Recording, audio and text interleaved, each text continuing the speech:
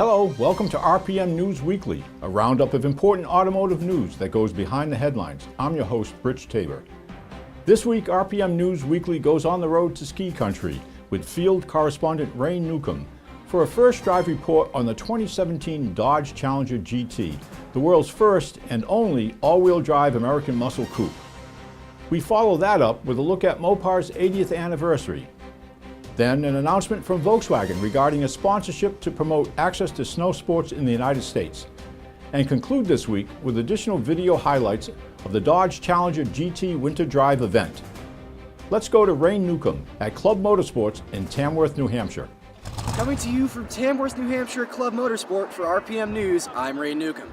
Dodge created waves in 2015 when it first unveiled its Challenger GT all-wheel drive concept at SEMA. A year and some change later, that dream is now a reality as we find ourselves in the snowy woods of New Hampshire, testing whether or not this radical new Dodge can handle all that New England can throw at it.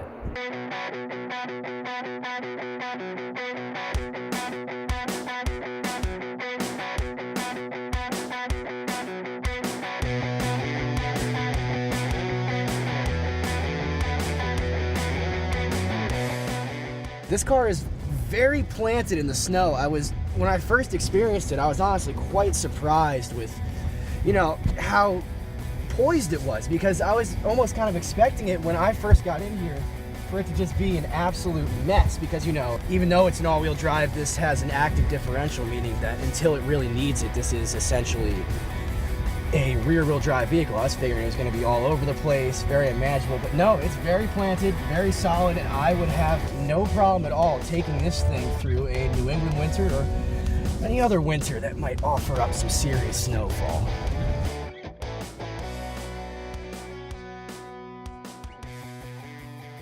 I've driven a few Challengers in the past, but not really long enough to form an impression on them. But we had a really nice 40-50 minute drive up from Portland where I got to become a little more familiar with the car before bringing it out here and really testing some of its winter capabilities. And I find it to be surprisingly capable, actually. I was expecting the all-wheel drive to help, but at the end of the day, have it still be a very big, heavy muscle car, not very practical when there's white stuff on the ground.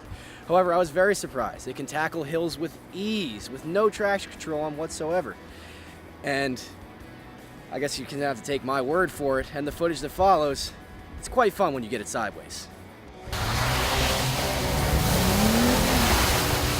Born as a contraction of motor parts nearly 80 years ago, on August 1st, 1937, the MOPAR brand marks its evolution over 80 years with a year-long celebration that includes limited edition anniversary vehicles, 80th anniversary themed service, and other special merchandise and events. As the source for genuine parts and accessories for all Fiat Chrysler of America brands around the globe, including Dodge, Jeep, and Ram, MOPAR originated as a maker of antifreeze products. By the 1960s, the MOPAR name was synonymous with performance parts to enhance speed and handling. At that time, the brand also expanded into technical services and customer support. Today, the company distributes parts and accessories to over 150 markets worldwide, integrating service, parts, dealer support, and customer care. In other news, Volkswagen announced this week that it has teamed up with the Professional Ski Instructors of America and the American Association of Snowboard Instructors to provide 4Motion all-wheel drive 2017 Golf Alltrack support vehicles nationwide to ski instructors and snowboard instructors for transportation throughout the winter season. Vinay Shahani, Senior Vice President of Marketing for Volkswagen of America, said the collaboration presents a great opportunity for Volkswagen to support active outdoor lifestyles, noting that the Golf Alltrack is, quote, spacious, rugged, and capable of handling a variety of terrains.